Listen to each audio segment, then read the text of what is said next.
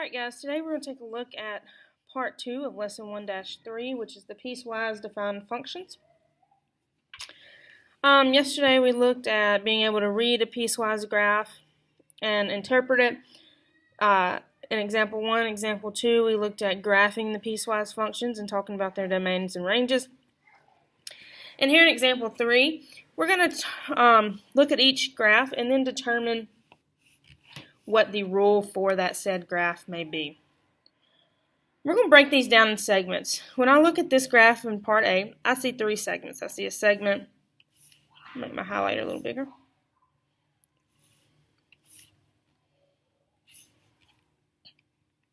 See a segment right here. I see a segment right here. And then I also see a segment right here. So we're going to take each segment at a time and come up with our piecewise, or our rules for our piecewise function here. So I'm going to start with the first segment. We can call it segment A. We'd like. This could be segment B, and this can be segment C. So for segment A, we are just paying attention right now. We're trying to figure out what y equals, because f of x, remember, is y. So y equals, if this is 2, 4, 6, 8, y is going to equal 7 for segment A. Well, that's all fine and dandy, but what is your domain, or what are your x values for that segment? Well, my smallest x value is right here, which is at 2, 4, negative 5. And it's a closed circle, so I know it's going to be as less than or equal to. And then there's also a closed circle there at negative 2. So that is segment A.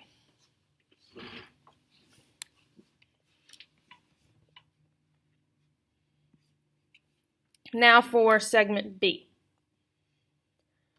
Segment B, I've got a point here that is at negative 2, negative 7. Well, not negative 7, negative 2, positive 7.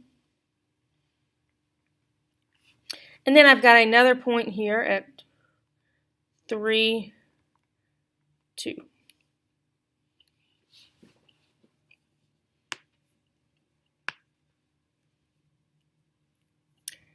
And from there we can figure out what my slope is. So I've got rise, let's see, this would be a rise 2, run 1, 2, rise 2, run 2. So my slope would be, so if I come over here and just write segment A, because I'm kind of taking some notes, I'm going to figure out what this point is. We've got a point at negative 2, 7, and we've got a slope of negative, well, we got 2 over negative 2, which simplifies to a negative 1. So I'm going to plug this in the formula y is equal to mx plus b to figure out what b actually does equal. So we know that this is x, this is y. I have 7 is equal to our slope, which is m, so negative 1 times x plus b. So that gives me 7 is equal to 2 plus b, so that means 5 is equal to b. If 5 equals b, that means my equation is y is equal to negative 1x plus 5.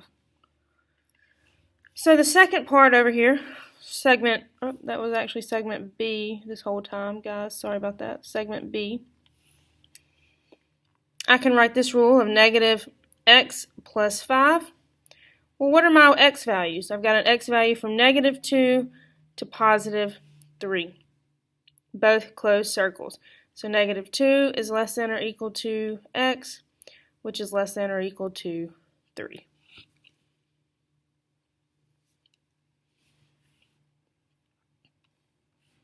Alright, now for segment C.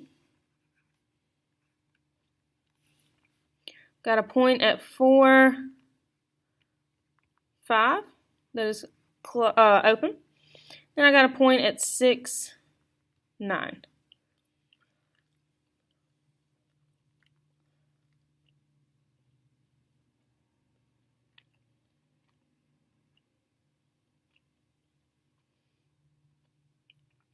Alright, and it looks like our slope is up 1, 2 over 1. So up 1, 2 over 1 because that point would be in the middle there. Or we could really say up 1, 2, 3, 4 over 2. Either way. So we got a point here of 4, 5. And a slope of, what do we say? 1, 2, 3, 4 over 2. Which simplifies down to 2. So we're going to use the same process over there. So I got 5 is equal to 2 times 4 plus b. 5 is equal to 8 plus b, or negative 3 equals b, so that means my equation would be y is equal to 2x minus 3. Y is equal to 2x minus 3. Between the x values, my first x value is at 4 with an open circle. And my largest x value would be 6 with a closed circle. So right here, we have now figured out what rule defines this function in A. We're going to do the same exact thing there for B.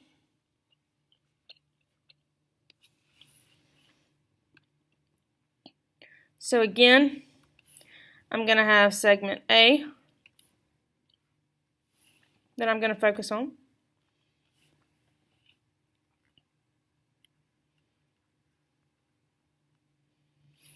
Alright, let's see, we've got a point at negative 2. Wait, 1, 2, 3. Alright, these are a little bit easier going up by ones this time. So, negative 2, 2. And then at negative 3, 3. So my slope is, it doesn't matter which point you use, you'll get the same thing. And my slope is a negative 1. So we got y is equal to mx plus b. So 3 is equal to 3 plus b, or 0 is equal to b. So since 0 equals b, my equation is just going to be y is equal to negative 1x, or y is equal to negative x. So I'm going to come over here and say f of x equals negative x when x is between negative 3 with a closed circle and negative 2 with an open circle.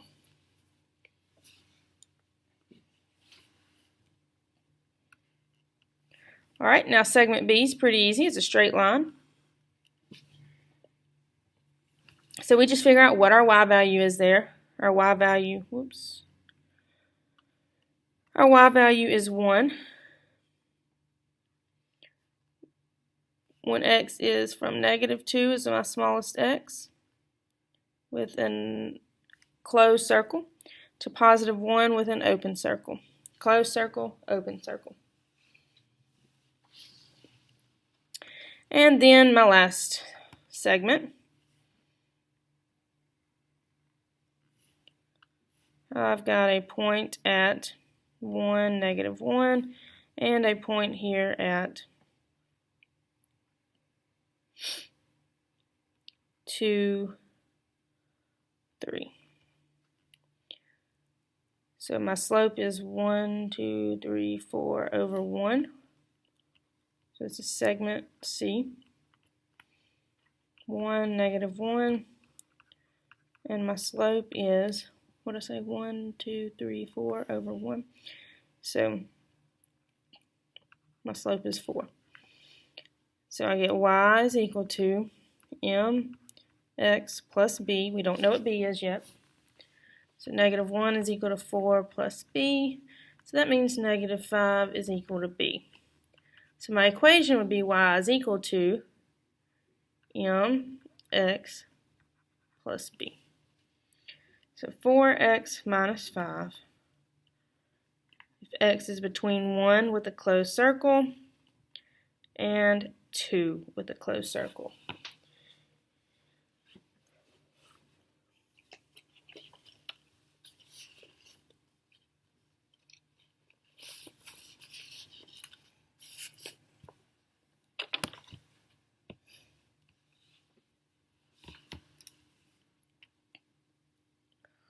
Alright, moving on to example 4.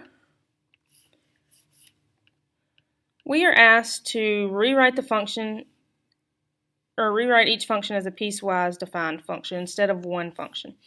So I came over here and I did the example that was in the book, which was f of x is equal to the absolute value of 6x plus 18. Well, I'll try to factor something out if possible. I've got a 6 and 18, and I know that they have a 6 in common. So I'm going to factor out a 6.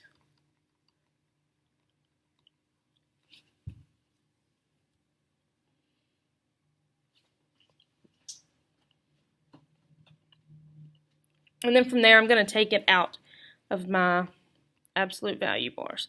So 6 times the absolute value of x plus 3. And we all know that when you take the absolute value of something, you got a positive and negative. So we've got to look at two different sides of this graph in order for us to write that piecewise defined function. The other day I briefly mentioned this. Y is equal to a times x minus h plus k. And we talked about what each a, h, and k did. But I didn't tell you one very important thing. That we can always get the vertex from the points, or from the letters h and k. Always. And h and k are very special because h is always going to lie, k is always going to tell the truth. Meaning that, in this case, it's let's just look at it. We got a, h, and k. My a value is 6. It's pretty simple. Alright, so I just said that h always lies. So if h always lies, this is a positive 3 right here. The opposite of positive 3 would be a negative 3. So h is really a negative 3. And k tells the truth. There is no k value here, so I would say 0. So that means that my vertex is at negative 3, 0. Well, what does that tell me? Well, I know if I have an absolute value graph, which I know is a v, to write this as a piecewise defined function, I have to have a value of x on each side of my vertex. So I've got to figure out what my y value is when x equals negative 4, and what my y value is when x is equal to a positive 2. Or not positive, excuse me, negative 2. That's each side.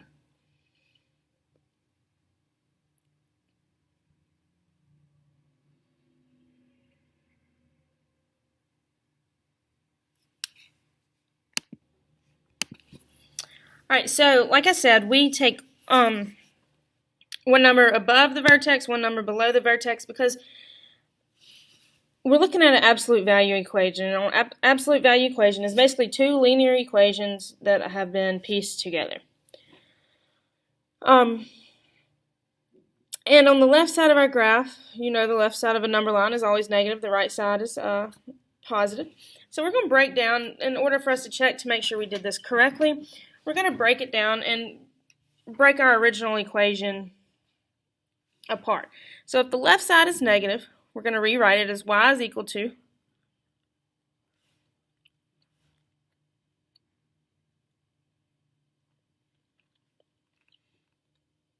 and we're going to make anything that is inside of this absolute value function, we're going to make it negative. So now this becomes y is equal to negative 6 minus 18. And instead of plugging in x, we're now going to plug in negative 4. So negative 6 times a negative 4 minus 18. So that gives me y is equal to 6. So if we did this correctly, if we are writing this piecewise function correctly, this is a way for us, I guess, technically this is a way for us to check just to make sure we did write our piecewise function correctly. And this point, negative 4, 6, will be on our graph.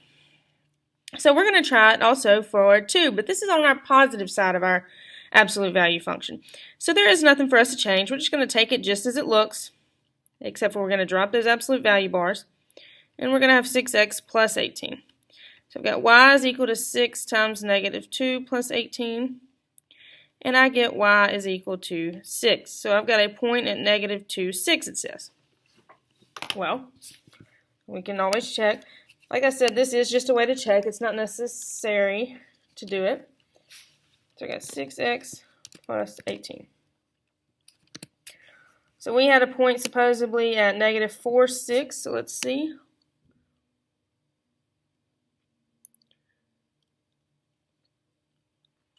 Right there. Negative 4, 6. And also at negative 2, 6. And that's what we got. Well, we still hadn't really wrote this as a piecewise function like we need to.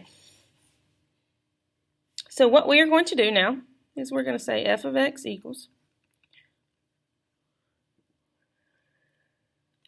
and we're going to use our new equation here.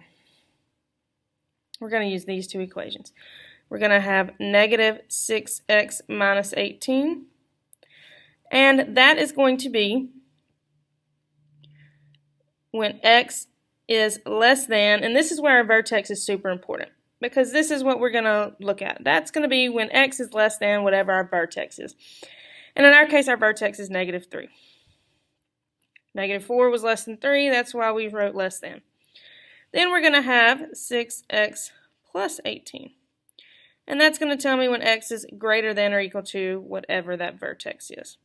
And that right there would be our piecewise defined function for an absolute value function.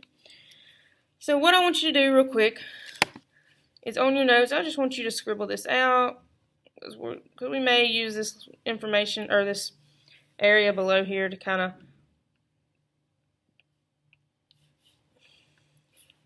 do our work. We'll draw a line here, kind of separating it.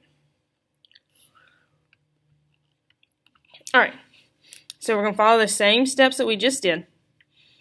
We're going to have f of x equal to the absolute value of negative 5 times x. Negative 10 divided by negative 5 is a positive 2. We're going to take out that negative 5, so we're going to have negative 5 times the absolute value of x plus 2.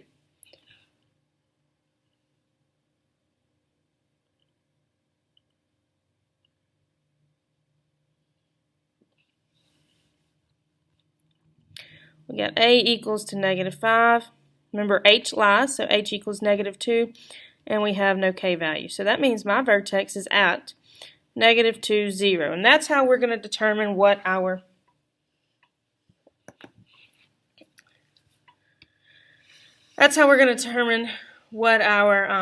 restrictions are for our domain. So remember I told you we're going to have one positive, one negative. So if we took our negative, so we're going to have y is equal to negative 5x minus 10. So it'll be 5x plus 10.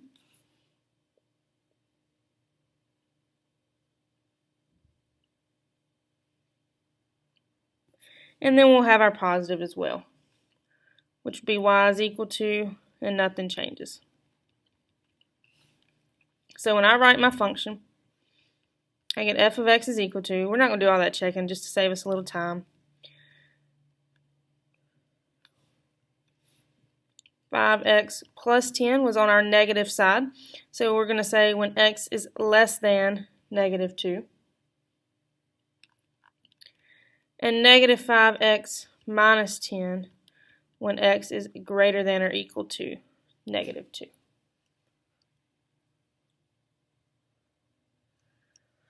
Alright, we're going to do the second one, part B. This one is already written for us in graphing form, so a is equal to negative 1, h is equal to 0 because there is nothing inside that absolute value bar, and k is equal to 3. So that means my vertex is at 0, 3. So But if we wanted one above and one below, we would say that x was equal to -1 and x was equal to +1, for instance. So we've got the left side.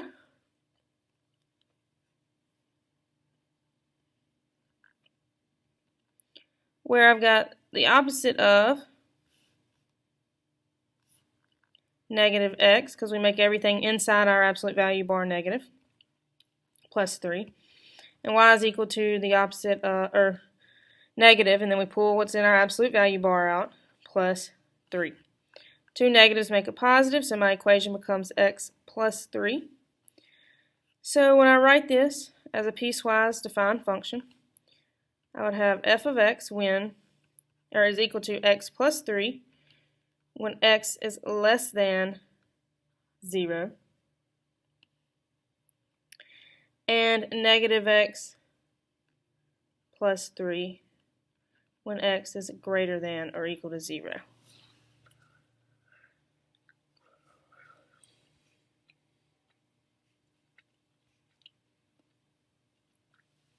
Alright, and now just step functions. We've kind of looked at this when we talked about those guitar strings yesterday. It says the table below represents fees for a parking lot. Graph the function, where the domain and range of the function, and where are the maximum and minimum values. So let's see what we can come up with. For my graph here, let's go up by 1. So 0, 1,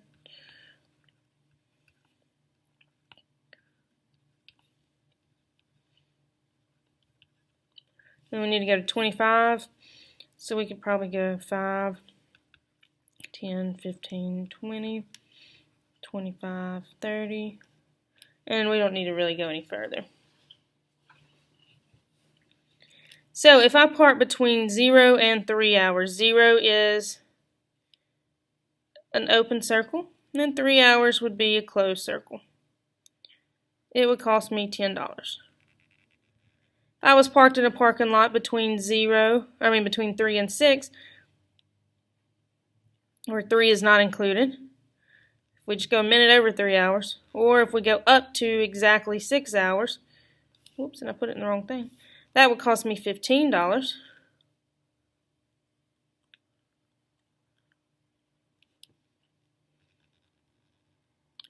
Alright, between 6 and 9 hours would only cost me $20.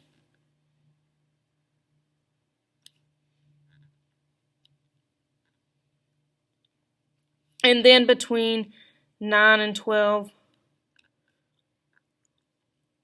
would cost me $25. It asks us about our domain. Domain or any x values. Well, these x values go from 0, where 0 is not included, all the way to 12, where 12 is included. So 0 is less than or equal to x, which is less than or equal to 12. Range, that's your y values. I only have y values of 10, 15, 20, and 25, so we would just list those out. 10, 15, 20, 25. The minimum amount I'm going to spend if I park in this parking lot is $10. And then the maximum amount that I would spend if I parked in this parking lot, because you can't park there for over 12 hours, I guess, would be $25. Alright guys, that's all I have for us today.